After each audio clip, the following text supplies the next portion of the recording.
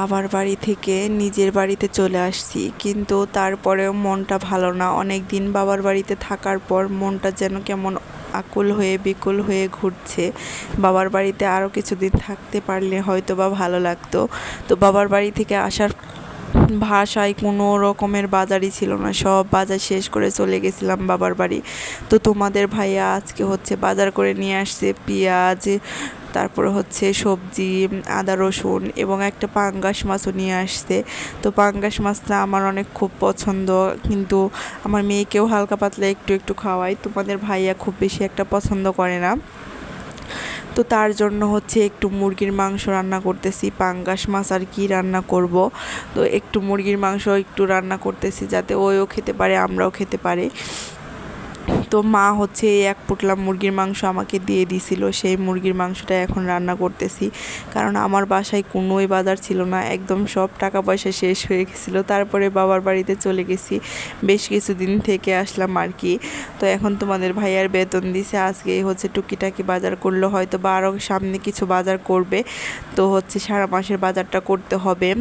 তো হচ্ছে এখানে আমি পেঁয়াজ কাঁচামরিচ ভেজে টমেটো দিয়ে একটু ভালো করে মশলাটাকে কষিয়ে নিয়ে তারপর হচ্ছে মুরগির মাংসগুলো দিয়ে দিতেছিলাম।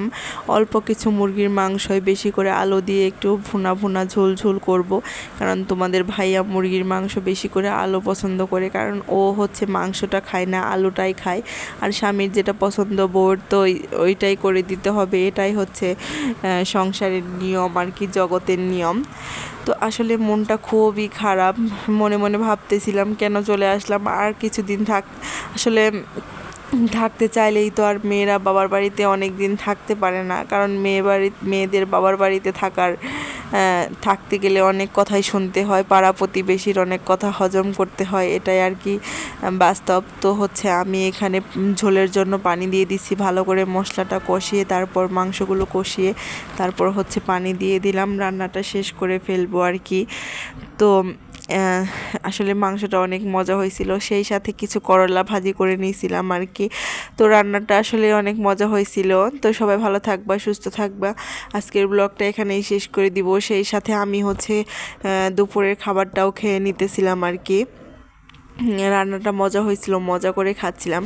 আজকে একা একা খাচ্ছি, আর এই কয়েকদিন বাবার বাড়িতে সবার সাথেই খেয়েছি, আসলে সেইগুলো অনেক মিস করতেছিলাম। আর আমার মেয়ে ওইদিকে আমাকে জ্বালাইতেছিল, আমি বিরক্তও হইতেছিলাম যে একা একা আসলে সন্তান পালা অনেক কষ্টের।